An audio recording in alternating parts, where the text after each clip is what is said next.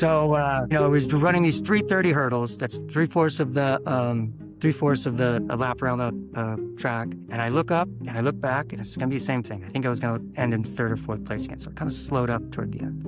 And as I crossed the finish line, I look up and my football coach is standing in my face, and he's just screaming at me. And at first I was annoyed because, I know you're my football coach, but this is track. Like, the season's over. You should be yelling in front of me, in front of everybody. And he was basically telling me that I don't care if you're first or last. To honor yourself, this team, this school, you go all in, all out through the very end. And at the time, I was frustrated because it was a little embarrassing.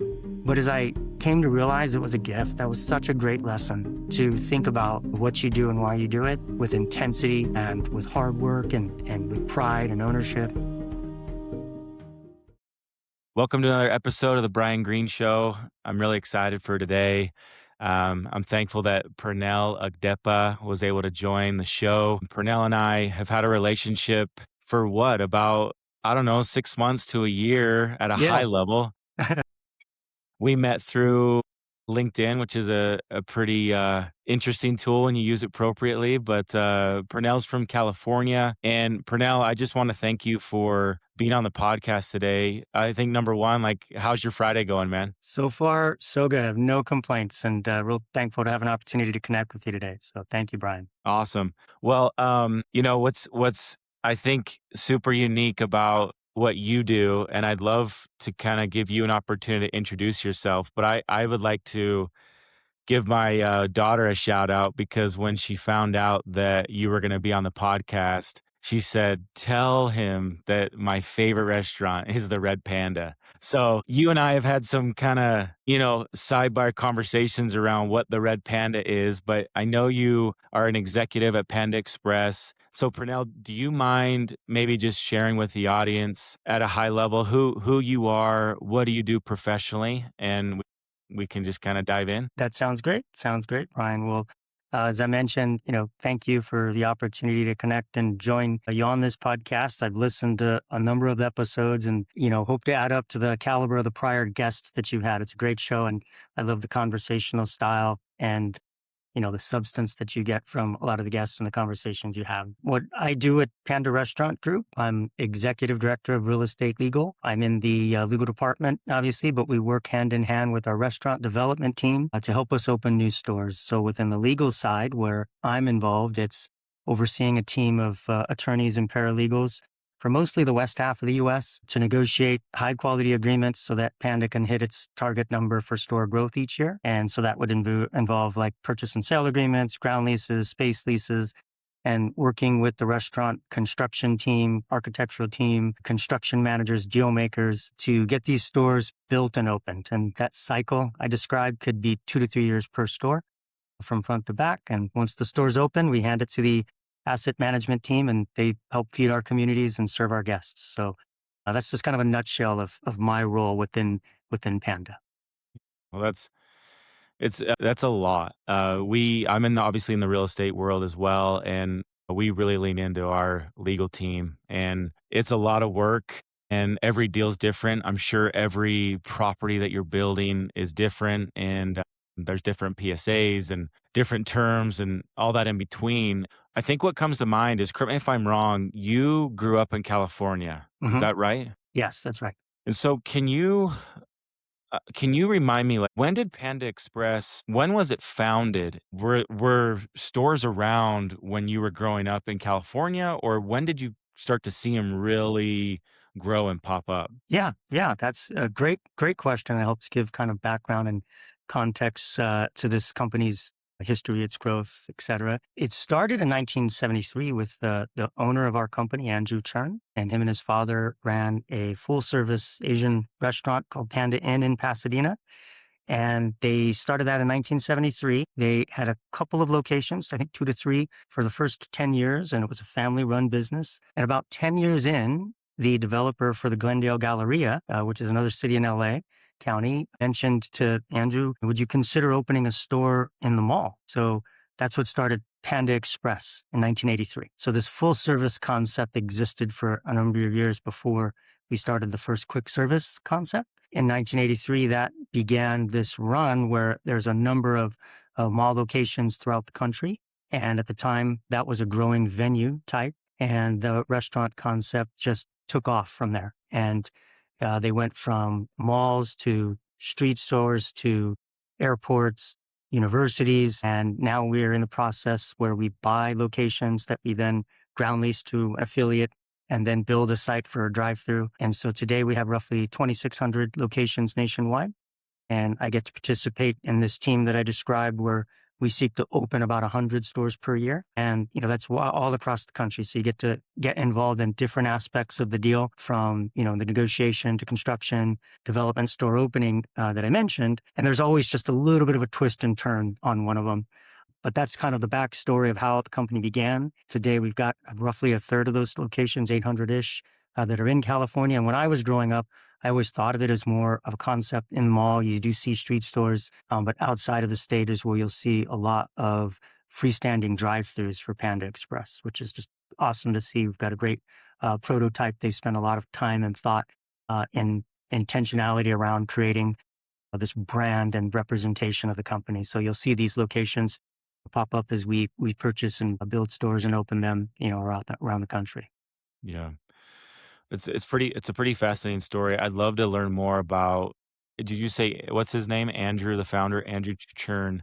Have a couple questions about Andrew and what his role is at the company or how from a family's business side, how they're kind of navigating that succession plan. But it feels like when I was a kid, I would say the best way maybe for me to describe what Panda did, and I'd love to hear your thoughts. Chick-fil-A it feels like Chick-fil-A kind of when I was young, it was only found, at least in Utah, in malls. And now it feels like they've obviously scaled to, a fast food restaurant. And it's just fascinating to hear how much growth and the fact that you want to do 100 stores a year, if I heard you correctly. As you kind of think about everything that's on your plate and those growth projections, can you walk me through like from graduating law school, did you ever imagine playing a very significant role at a company like Panda Express? And what did that journey look like from law school to where you're at now? The short answer would be no. I wasn't able to foresee down the road where I'd land within the practice of law. Going to law school at the time, I was interested in litigation and had a view of what the practice of law was that surrounded that type of work. And so, out of law school, that was, I worked at a firm in downtown LA, and that was the gist of the work they did. It was less transactional, more litigation work. As the market was hot 20 years ago in real estate and things were booming, I had friends working in different aspects of, real estate brokerage and working as agents, working in mortgage brokerage, and you could see a lot of development and construction going on across the country. I looked from a legal standpoint, would there be an opportunity for me to get in to real estate? I started working for a company in Southern California. Was a real estate development planning and entitlement company. And it was there that I really got to cut my teeth on a lot of different types of transactions. They had a huge project in Southern California they worked on. It was called Dos Lagos, and it was a mixed-use master plan community. And I had played just a very small legal role in this process, but it was exciting because some of the first transactions I work on were joint venturing with a retail developer that built a lifestyle center, working with the sale of residential property to be built by a publicly traded home builder, doing all this great stuff just at a fast pace at a time where there was a lot of abundance and the market was moving so fast. That was the first cut for me and just dipping my toe into real estate. And I really enjoyed transactional work and helping participate in this built space because you could look back and say, I was part of something, I was part of this versus in Yeah. litigation, the wins are measured differently of, perhaps summary judgment or something that could be long running. And I just didn't feel the pull and the fulfillment that came from it, even though that work is certainly important and has its place. I just found that for myself, I enjoyed doing deals and being part of the transactional space. Mhm. Yeah, it's pretty fascinating. And so when you're doing those transactions, did you get headhunted to come to Panda or was there an opportunity that presented itself where, you just saw an opportunity and you took it and you've been there since? Yeah, so I worked for a time for about 4 years or so in-house as an in-house attorney for this development company where I had started. And then the GFC came, and that was in 2008. And so then I started my own practice. And so that had a series of successes and setbacks that I've learned from both on. I did that for about 6 years. At one point, we had about 25 employees. I did some real estate work, some litigation work, some bankruptcy work, had a broker's license. So I was doing a lot of transactional stuff, short sales, things like that at the time. Still focused on a real estate bent, but having a practice, you got to pay the light bills. So you got to keep driving business, doing as much as you can. And after about 6 years, there was a point in 2013, I was driving home from court in downtown LA. And at that time, I used to be in court in LA, Orange, Riverside County every week. So, just to give listeners what the context that means, if you do that every week, you'll drive about 40,000 miles a year.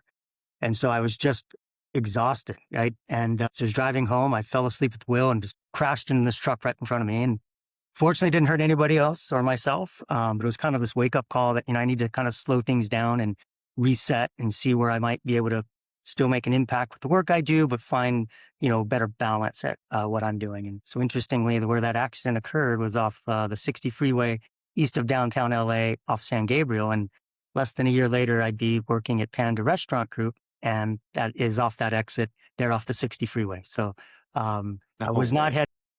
headed nobody was recruiting me. I just looked and did research on the company. Of course, was aware of this great brand and learned more about this family operation, its mission, its values, and the work they were doing. And so was looking to find an opportunity to participate and join, and was fortunate enough to get hired after some interviews and talking with different leaders there. And the rest is history. That started in 2014. Yeah. Wow. Well, I'm glad you were able to survive that accident. I think a thought that comes to mind is for that 6 year period, you go through the GFC, you start your own firm, and then you go through that event that you just described. When you look back during that time, what would you say you learned the most about yourself that you could share with our listeners that might be going through some challenges or might be feeling like they're burnt out or are feeling like they are working so much and they're exhausted? Like, what kind of encouragement or challenges did you overcome during that point in your life that's really been a blessing and maybe has propelled you or just, helped you through challenges that you go through today? Yeah, there's a few elements to that I think through. One big takeaway from that process was just learning to be resourceful. And all entrepreneurs, it's see a need, fill a need, and it's like getting, from A to Z in the the quickest and easiest way possible, right? There's times where you don't look for the easy route, but I think figuring out the best way to problem solve and do so expeditiously, I think is, key to being an entrepreneur as far as costs, risk management, all the things that go into, running a business. Cause at the end of the day, you're responsible. You own everything, the buck stops with you. And so I think that's one, important dimension that I think later helped down the road because I had this kind of call it a internal gear or pace that I always kept at, that tempo. The learning also is that that tempo can come back to haunt you. And, I think one of the mistakes I made in running this business was that I always said to myself, well, if I'm not the smartest guy in the room, I'm going to be the hardest working. So I'll outwork everybody. And not only does that catch up over time, but I learned that I had to work smarter and at times zoom out. And when you're so tasked with getting individual things done today, tomorrow, by the end of the week, some of the problems I had in the business, if I had zoomed out and not necessarily working harder, but thought more um, intentionally about the business, where things are on the market, that doesn't take all nighters to do. That just takes some forward planning, talking to mentors, assessing your strengths, weaknesses, the resources you've got. So I think that was another learning is, how am I channeling this hard work and energy? And at times I was misusing it and over relying on the fact that, I could go out on a limb and pull myself back in with hard work. So that is another consideration to what we do. It's how do we work hard and how do we channel it in the most optimal way? And that of course varies from person to person, business to business. But I think that second question is the one to ask oneself about how to get themselves or their business to that next step, where they're at, where they want to go, what resources do they have, what can they reasonably apply to that goal? How do they set milestones to divide and conquer and go to it? Versus, I've got 50 things, I'm going to get them all done today, and then the next day there's 50 more, right? So that was another big learning for me. Yeah. Well, I think, in looking at your profile, one thing that I think could be a good segue into another good conversation and thought that I have is you have in your LinkedIn title a talent elevator. And what I'm learning about entrepreneurs is I feel like one skill set that they have is they're really good at hiring the right people and surrounding themselves with the right people. And whether you're an entrepreneur starting your own business or I call it an entrepreneur at Panda Express, for example, being an executive at a large organization, I'm curious what you've learned in your career. How do you define talent elevator? And from those experiences, what would you say about the importance of surrounding yourself with good people that can help you accomplish your goals? And how do you go about that? Yeah, that's a great question and topic to cover.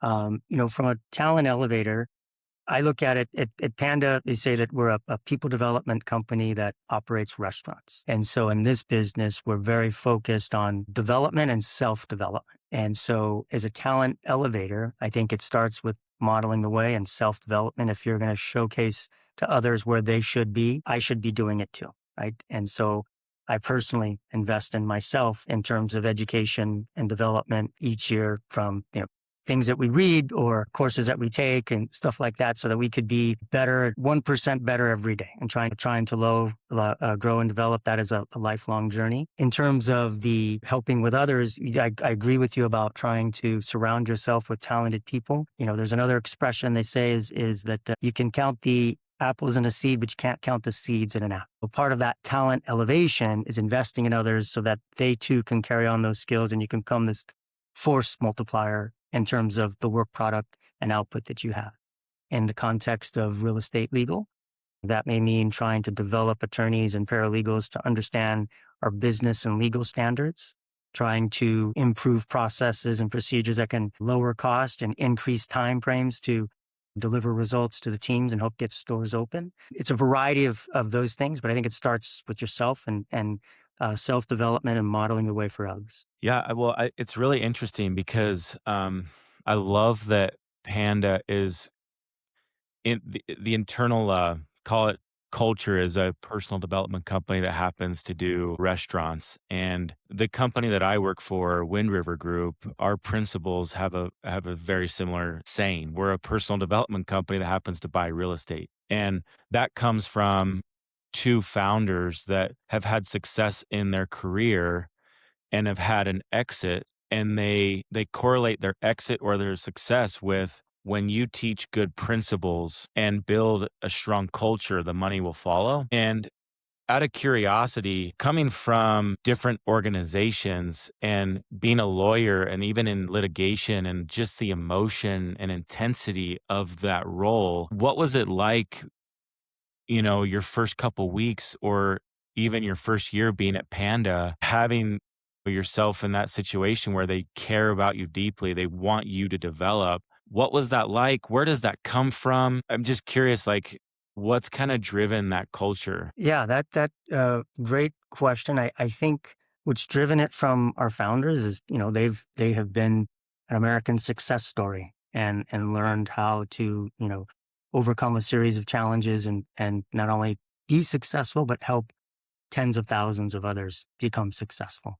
And success leaves clues. And so I think one start point is Panda's culture. And I recall when I was interviewing, here at the company, our leadership was saying, they want you, if you're going to be here, you've got to be a cultural ambassador. You've got to lead the way and buy in to that culture and be aligned and support it and model the way in that regard. And so one of the things that is a start point, we read the 7 habits and how does that translate into our work? There's some great keys of personal and professional success that comes from that book. And, how does it translate into legal? Oftentimes you'll hear people kind of say win-win or no deal. Win-win is, seeking win-win solutions with others is one of the 7 habits.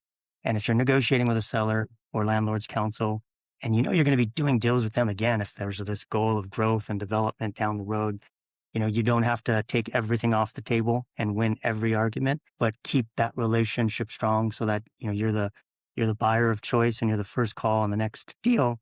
And part of that is trying to get to what are the needs, what are the interests behind the needs versus trying to win arguments and take these adversarial approaches, though maybe at times that is the way things may ultimately land, but we can find ways to avoid it by exercising some of these values. And I see it play out in legal all the time because with legal and attorneys, they're often the default is who's right, who's wrong, who's got the better argument.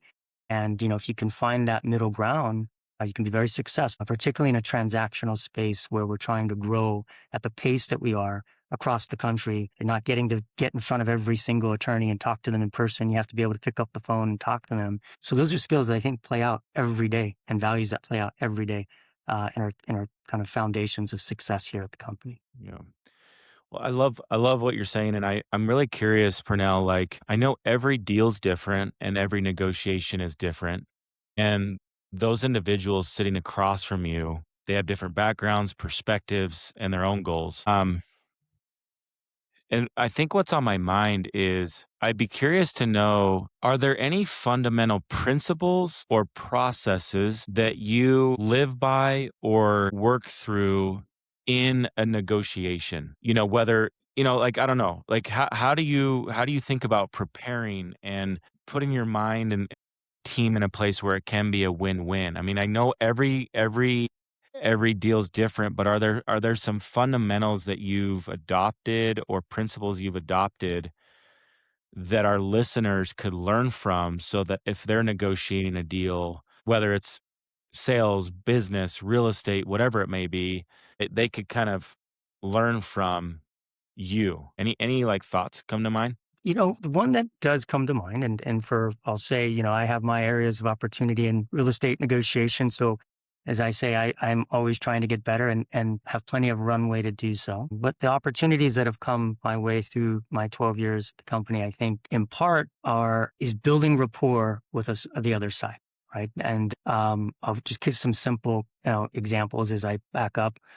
Early in my career, I had an opportunity to sit in a negotiation over a large, joint venture with a development partner. And I was still junior at that time. And so just listening in on the conversation. My point is, I remember how this senior member of our team told the other side no.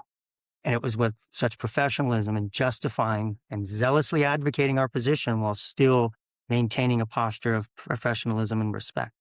And I remember thinking at the time, if I was sitting on the other side, I wouldn't be happy that we're not going to work together, but I'd want to work together again. And it's that Mm, idea of, not burning a bridge and leaving an opportunity to move forward down the road in some other form. So after every deal I close and every transaction we finish, I like to give the other side a call, even if it was a tough negotiation, say thank you for the opportunity, wish you the best, looking forward to the next deal. So I think there's a start point of professionalism, doing unto others, and getting that rapport. And then I think in this day and age and environment, written communication can sometimes lead to miscommunication, right?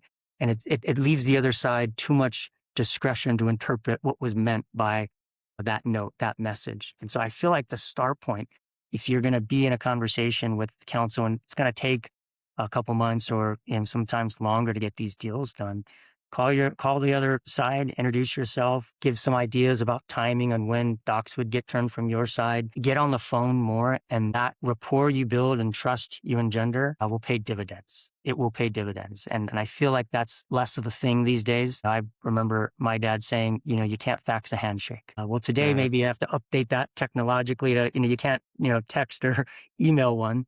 But we can have conversations just like this via Teams or Zoom, and you can connect personally with somebody from the other side of the country. So I think that's another part to the negotiation. And then before you even get there, you can anticipate what is going to be on the mind of, a particular seller by just asking some questions, looking at, letters of intent, kind of doing some basic research on the deal. And there's, in my view, always a way to overcome and bridge those divides through just negotiation of understanding needs And as I said earlier, interests behind the needs. Sometimes a side or seller will put up an objection that, as we unpack it, maybe there's a way we can meet that objection without giving up anything on our side. And that's where the conversation, the trust, the enrollment, alignment comes in. So there's several other dimensions to the successful negotiations, as I would label it. But I think those that I've just mentioned are great start points because I've had opportunities to negotiate with people that were far senior to me and develop that rapport and still respectfully have a successful outcome. And sometimes now, as I've gotten older, there's younger people calling me that I might be dealing with and try to extend the same. But I think at the end of the day, we have to remember it's people that you're dealing with on the other side. And legal, just like real estate, just like the restaurant business, it's a people business. And so you're talking to somebody on the Yeah. other side and you have to be mindful of the impression you leave. And, as one mentor said to me, success is about, the relationships you have, the people you know, and the stories they tell about you when you're not in the room. So what's that seller going to say when he hangs up with Yeah. Pernell if I was short, unprofessional, didn't get a chance to just connect with them first? That'll have repercussions and sometimes they're unseen. Yeah. Well, I love all your quotes. I'm excited to re-listen to this because the quote from your father about the facts and the handshake, and then I am totally aligned. Like success in my mind is much more than the materials or the money we make. It's really the relationships we have and the people we have in our corner. And I think one more thought around negotiation that I have is when I don't know if the right word would be hostile negotiation, but when you are in a deposition or you're negotiating terms and you are face to face with those individuals, whether it's via Zoom or in an office room, and those individuals come in, and you can just tell in their energy that they're they're they're closed, they're kinda stern, like, they're quick, they just wanna get right to business, like, there's no the energy in the body language, you can tell, like, this person's all about business, they're not very happy, and they're trying to kind of either whether it's they wanna flex or they just wanna show, like, dominance. Is there a tactic that you've learned in your career where you can try to, like I don't know the terminology because 'cause I'm not a lawyer, but it's almost like lowering their defense energy, like lowering their defense mechanism and getting them to just, like, relax, and you can almost see it in the body. Like, do you have any tactics or thoughts around how to navigate something like that so you can actually build rapport? Yeah. Yeah. I think that's a tough one. It's a very tough one. I mean, I'll say that I think for one, and some of the circumstances you described, they happen, right? It could be a lot of friction and uphill battle, and uh, the map's not the territory. So the explanation about win-win or no deal, there's 100 different types of deals. There are going to be some where the facts don't align with a win-win, and you have to. It's not that every instance can be resolved the same way. Mhm. But I'll say I think the start point in circumstances like that could be just to zoom out. One way to cool the temperature and to zoom out. It's like, what do we align on or what do we agree with? And so sometimes if one other party has one or two issues that are like their hot buttons, one way is if you zoom out and say, okay, well, what's the intention? If it's ultimately that, we both get this deal done. So, you're seller and us as buyer, we get a purchase completed, a store built, and we're selling orange chicken. That's a win for us and for you. And then there's an opportunity for us to do this again down the road. So I think Mhm. kind of backing out and looking at what the larger end in mind is as a good start point. I think another can be in these conversations. I think it's okay to own where opportunities are on our side. So if the lead up to that conversation happened to be a miss on our side, there's a way to share that without giving up leverage or ability to negotiate something down the road. But I think the other side can often reciprocate if they'll see that you're willing to share this as an area that you could fix or do better on to help, you know, coming together and creating that win-win. So that's another is that call it vulnerability and ownership that can generate alignment and enrollment on the other side. And then, sometimes, and it's not always the case, but sometimes it's just the conflict will reach a point where then you just have to punt and take what you can to get done so that the other stuff you can maybe put the bigger stuff down the road. And I use that example of if there's one big issue, but there's 9 other issues that we've done, are we going to really let the positives exhaust quickly and not put our heads together on this last one? And so that is another way to view if like contextually we've basically got ourselves to the 1 yard line. Now, as big as this issue is, how hard that was to get where we're at, are we going to let it go over this one? What can you do? What would you say we can do to make this work? And you can often pose it in a form of a question, not an accusation or an argument. If you have issue X that you are adamant about, you could say, Brian, I agree that that's an understandable circumstance that would not, want you to move forward. If you had to, what could you do or what would work so that we could get there? And let you answer the question. And then you can start to fill in the blanks. You Yeah. can say, well, of those 2 of them, I think I could make work if we tweaked it this way. And that taking the steam out of like, you don't know what you're talking about. You're wrong. That argument doesn't make sense. That's not backed by the law. Those may be the case, but they just seem to not work as well. And that keeps you on the 1 yard line or sometimes moves you back. So those are just a few kind of tidbits around those conversations, which are going to occur in real estate, right? It's a business. There's a lot of strong willed opinions about how to do things. And so it just comes with the territory. But I do think that there's solves for working through and around those types of conversations. Well, it's just cool hearing some of the, call it, tactics or approaches. I love this notion of just trying to really understand who's across from you and what you do agree on. And I just think the skill set of a lawyer in a world of AI, it'll be interesting. And not to bring up AI, but the things you're describing, it'll be a shame if there's not face to face conversations. And I think there always will be. Yeah, But I just think it's fascinating how you can kind of you can come prepared and then you don't know exactly how they're going to come and then you have to kind of navigate it in real time, and I think that's such a skill set that I'm sure you've developed and continue to develop, which brings me to kind of this idea of personal development, knowing that that's a really strong kind of value or behavior that's kind of highlighted at Panda. I'm curious, Pernell, for you, and maybe this is like directly a question for me because I feel like with raising a family,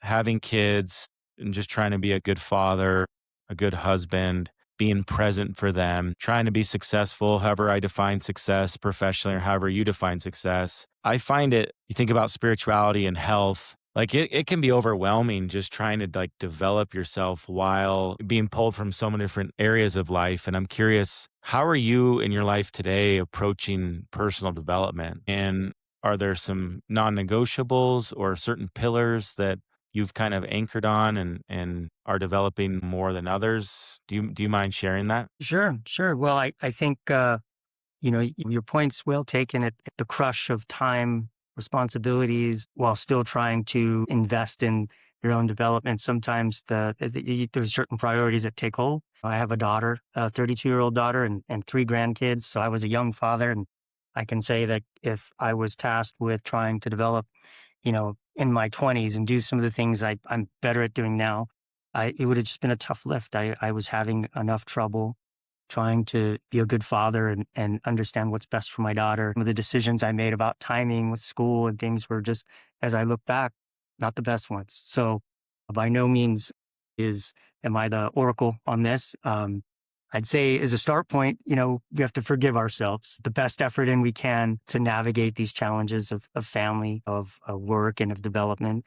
And, with the best intentions and work put to it, for each person, I hope what's best in that balance will play out right. As I've gotten older, I've been able to see more trends about the things I do from a work and a professional and personal standpoint. So that runway wasn't as clear in my, say, early 20s.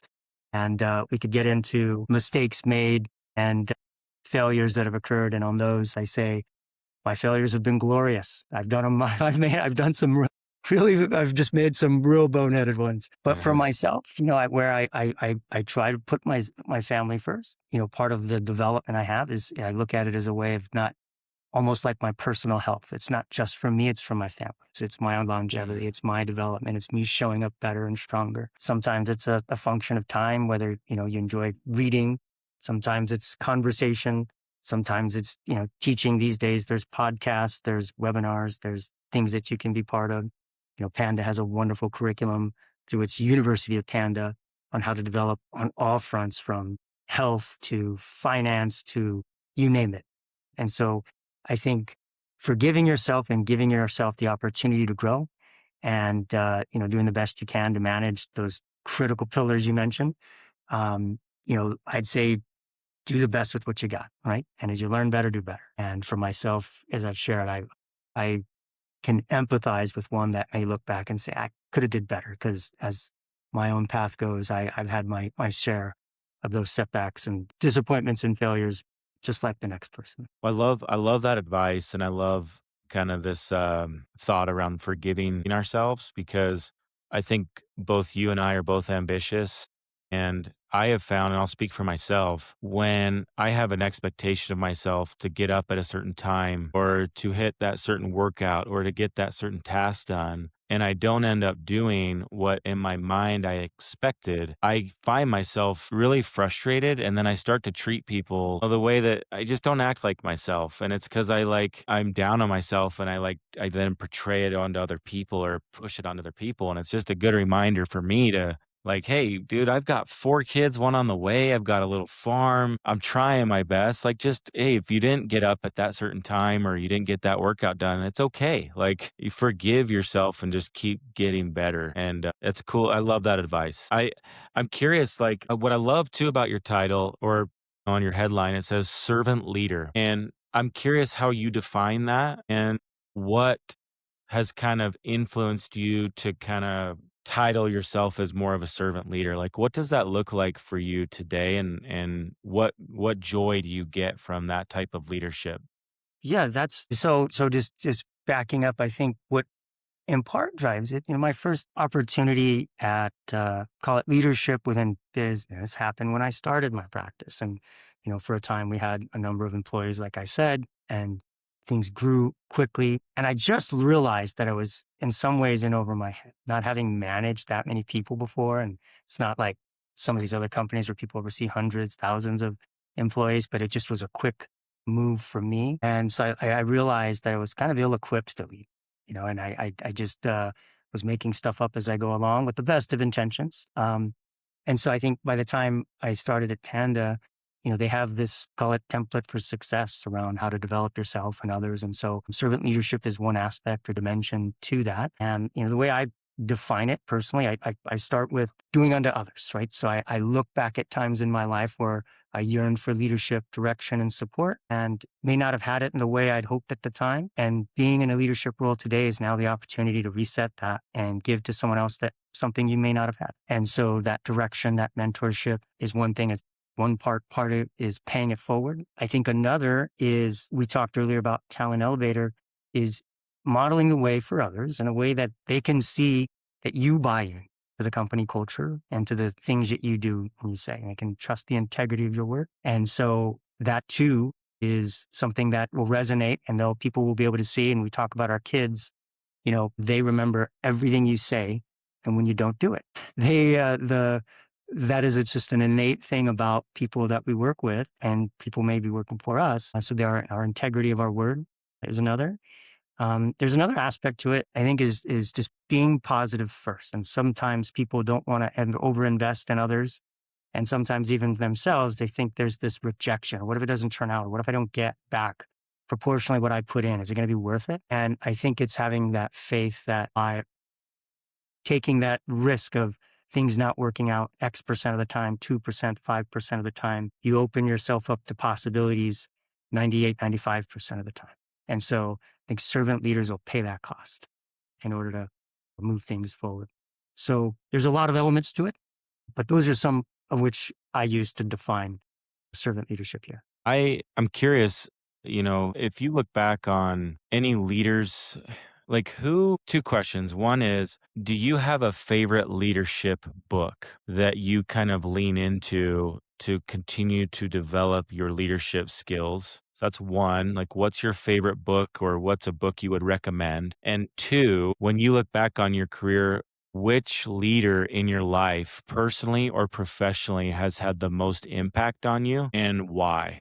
So I like to consider myself an avid reader. Believe it or not, I still read the newspaper. So I read the Journal and the Times on weekends, and get a big cup of coffee and tackle that. So I enjoy reading. From a book on leadership, that there's a couple I'd recommend. Start with Why and Leaders Eat Last by Simon Sinek. I think he's got a great writing style that's easy to follow and read. And in Start with Why, for instance, he talks about, Steve Jobs and how he set the mission for the company when he was leading Apple, that we're going to put 1,000 songs in your pocket. And so everybody in the company, they know they have a role. It's a small one to play, a large one to play, but a role in contributing to that mission and vision. So from leadership reads, I think he has just great material, easy to follow. You could read that book in a weekend, and just a great leadership tool to follow.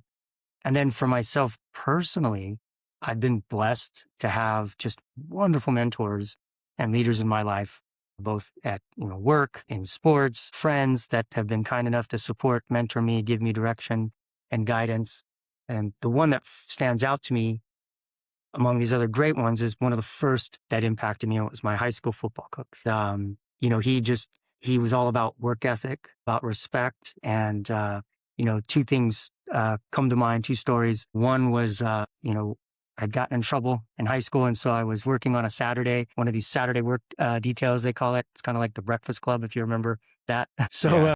Yeah, yeah. these kids come in over the weekend, and one of the assignments they happened to give us was repainting the football gym. And so, because I was part of that team, I was like, well, even after that time ended, I'm going to go ahead and continue to finish the job. And so I stayed there, until the early evening and helped out finishing that. And then I remember coming in on Monday, and one of the other assistant coaches didn't know that I was part of that painting effort. And he said, this place looks like, whatever. And he just thought he was kind of trashing it. And my head coach of our team came over to me afterward, and he put his hand on my shoulder and he goes, "This gym looks fantastic." Like he just knew that I was putting that extra effort, and he just came aside to let me know that. And then another one, when I was running track, and I was never the best athlete on the team. I worked hard, but I remember running hurdles, and I was always getting in like third or fourth place out of 10 people, third or fourth. It was just that same. I was kind of like the Lakers in the playoffs these last few years. So we're just in the same spot every year. Something's not changing, right there. Yeah. So, I was running these 330 hurdles. That's three-fourths of the lap around the track. And I look up and I look back, and it's going to be the same thing. I think I was going to end in third or fourth place again. So it kind of slowed up toward the end. And as I crossed the finish line, I look up, and my football coach is standing in my face, and he's just screaming at me. And at first I was annoyed because, I know you're my football coach, but this is track. Like, the season's over. You should be yelling in front of me, in front of everybody. And he was basically telling me that I don't care if you're first or last, to honor yourself, this team, this school, you go all in, all out through the very end. And at the time I was frustrated because it was a little embarrassing. But as I came to realize it was a gift, that was such a great lesson to think about what you do and why you do it with intensity and with hard work and with pride and ownership. He was just a great influence, a great influence. And the last one I'll say, and this word didn't get used in business as much back then as it is today. When people talk about culture, he had his way of explaining it as, you got to buy in. Like, you got to buy in that where, yeah, we say yes, sir, no, sir. We show up early. We don't walk on the field. We do all these things that we do. He said, you got to buy in. When I said earlier that at Panda, as a leader here, got to embrace the culture and be a cultural ambassador, it's effectively what Coach Olson was telling me as a kid. You just got to be willing to buy in, and that'll resonate with others, because what convinces is conviction. People see that you buy in. That in and of itself is a representation of what we should be doing as a team, as a cool company. So that's what I'll say about good reads Yeah. and opportunity to encounter wonderful leadership early in my life. Well, beautiful stories. I just think what's really heavy on not heavy, what's inspiring me or a good reminder is for you to be a working professional, you've been in the game for a long time, and to be impacted from a high school coach. I mean, it's just amazing how as leaders we can truly impact someone that can then pay forward that same behavior that is learned, and in turn you slowly influence the greater society for good. It's just fascinating to me that with your experience, that football coach, like, inspired you so much, and it's a good reminder for all of us. And great reads, so I love Simon Sinek. I've never read Eaters Eat Last, but I'm gonna check it out, and, I know, Pernell, that, we're running up on time, and so quickly, one thing I'm a believer, like, we are all really blessed. Yes, we go through challenges and trials, but when you look at what we have, at least in my life, I have an abundance of things that I've been blessed with. And I just think it's important to remind ourselves what we have when we're going through challenges, and it can create just hope. So, presenting it or kind of setting the stage, what are you like most thankful for in your life today? And I'd love to just end this conversation with that. Okay. Okay. I have a lot of things to be thankful for and grateful for. I honestly believe I live a blessed life. Had some share of challenges and um, difficult times like everybody. But, as I say, God tempers the storm with a shorn lamb. And I've always been okay one way or the other. And that in and of itself was a blessing. If I start from just being a kid and, my parents were blue collar, my mom born and raised in Amarillo, my dad born and raised in the Philippines. And so, Mhm, start with humble beginnings. And so as a young kid, I kind of recognized I have this, I call it abundance of cultures, of mix. At the same time, I was very blessed to be born here. And I recall vividly having family members from the Philippines as a kid saying, "You are lucky you were born here." And it doesn't hit you when you're young because you're thinking, well, we're not necessarily wealthy or you look at what you don't have, right? mhm, And it's only later that you recognize what you do have. mhm, But I think I had that opportunity young to learn about, you know, family, around faith, around, gratitude and the things that I've got. And when I traveled to the Philippines, I recognized young and I got to go as a teenager that I have a lot more than most people living in an apartment that I do. We are blessed. We've got a roof over our head, food on the table, clothes on our back, and most importantly, we have opportunity and that not everyone, even in my family, has, let alone other people, other parts of the world. mhm, So I think if I had to just name a few, and it's hard to do the one, I've had a wonderful family that's taught me, how to do unto others and, how to, as I say, not look down, on people who look up to you and not to forget where you come from. And I've had great mentors and a wonderful family. And you put all that together, and I just have a sense of abundance and belief that, tomorrow will be better than today because I've just mhm. had too many good things come my way. Awesome, man. I love your energy. I love your like spirit. You're just a good dude, man. I wish we lived I wish we lived closer, and I'm excited to just continue to build a relationship with you, Purnell. And I just want to tell you thank you for being on the show. I would have loved to dive deeper into like professional and Panda and all the deals you're doing, and but it also was just a beautiful conversation, man, and, I appreciate you being on. Good luck with everything you're working on. That's a lot of stores, and we'll continue to be avid customers of yours. Anyways, dude, thank you for being who you are, and, thank you for spending some time today, and dude, I just hope you have a great day and a great weekend with your family. Thank you. Thank you, Brian. It's been an absolute pleasure and honor to be part of this and, look forward to our next conversation. Awesome, man. Thank you. All right. You're welcome. Take care. Dude, that was awesome, man. Thank you so much. You're a Thank good you. dude. You're Yeah. a good Thank you. dude, man. Yeah. I hope I wasn't too long winded at some point, but I was trying to be. No, But yeah, no. I do, really appreciate the opportunity, Brian. And thank you. Thank you very, Yeah. very much. Yeah, no, that was exactly, I don't know, Pernell, like I love people, and whether no one listens to this or not, just I got a ton of benefit from it today. I'm confident they will. Like it's slowly growing. Like I've got, 100, a couple hundred, about 100 a week that listen. I mean, I'm not putting like a ton of effort into it, which is crazy. I'm really confident this story will resonate, your story, and I think if anything, man, this was just great. I appreciate you sharing some time. I know you're busy. I know you're looking at red lines and, getting your next PSA signed and, all that jazz. So, let's just keep in touch, and, if there's anything I can do for you to kinda repay your time today, like, just keep me posted, man. I'd love to support wherever I can. Yeah. Yeah. No, there's much appreciated, Brian. I'd like to say this is the first of these I've done. And so Mhm. I had a conversation with Andrew Smith last year, and when I saw he was on this podcast, and I thought, and talked to him, so I was like, well, I don't think I'm in his boat. So if that's the kind of person you're having on the show, you may want to give me 10 more years to get ready. Yeah, no way, dude. He's just an awesome guy. Yeah, And I love his speaking style. I think when I've talked to him, I get what he's saying, and he's just yeah, very, conveys what he's sharing very easily to understand and all that. yeah, Yeah, however I can be of support to you, I'm really honored that you were allowing me to join you here. And, yeah, when I come check out some of our stores here in Utah or in your neighborhood, I'll ping you. And if yeah. you think there's anything I might be able to do to help you, by all means, please always feel free to reach out and consider Yeah. me a resource. Okay, man.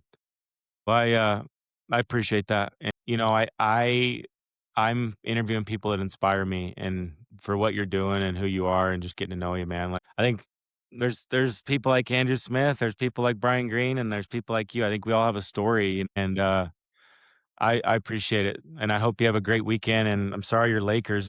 I don't know what it is, but I I love basketball, and I haven't watched this series, but I know there's a lot of commotion around the referees, and if that's true, it's true. I just hate that that's part of the equation. Yeah, I yeah. don't remember that. I don't remember those conversations happening with Kobe or, MJ, or just the era that we kind of grew up in, and I hate that they're even like, it's just interesting to me. It's Yeah.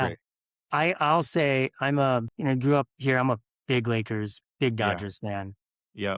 And I don't think that's the path to understanding how or whether we lose. Right? Yeah. That's not in my view. When you think of the calls that come together and how many micro decisions are made, and if two or three don't break your way at the end, they lost by not 1 point but like 15. And the other thing I'll mention is I was at this RFDC this past December. That's where I met Andrew.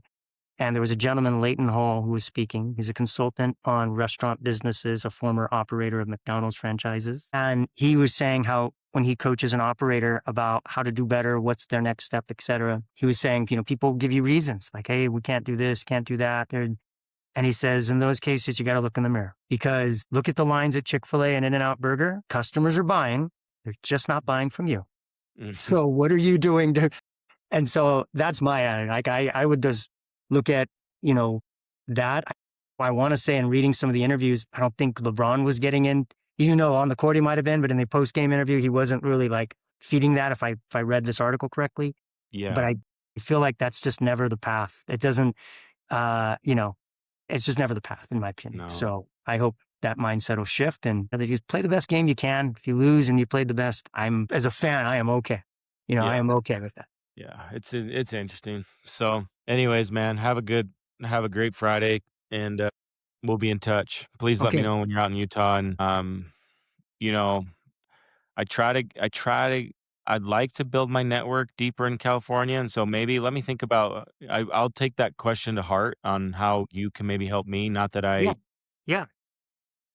I just wanna help people invest in real estate, Yeah. and there's only so many people I can meet in my own town and then in Utah. And California, there's a lot of sophisticated people, and I'm sure a lot of real estate groups, specifically syndication groups, and so I'm sure a lot of the wealthy get exposed and probably bombarded. But, I think what I might wanna do is, like, maybe we set up, like, a little event. I don't know, let me think about it, but it'd be cool to, like, maybe come out there, and if there's anyone in your world that might just wanna be educated on how to get involved in private real estate that isn't today, or maybe wants to just learn of a new group out of Utah that maybe is a little more conservative and just has a different approach, maybe that's something that we could consider, dude. I Yeah. don't know, man.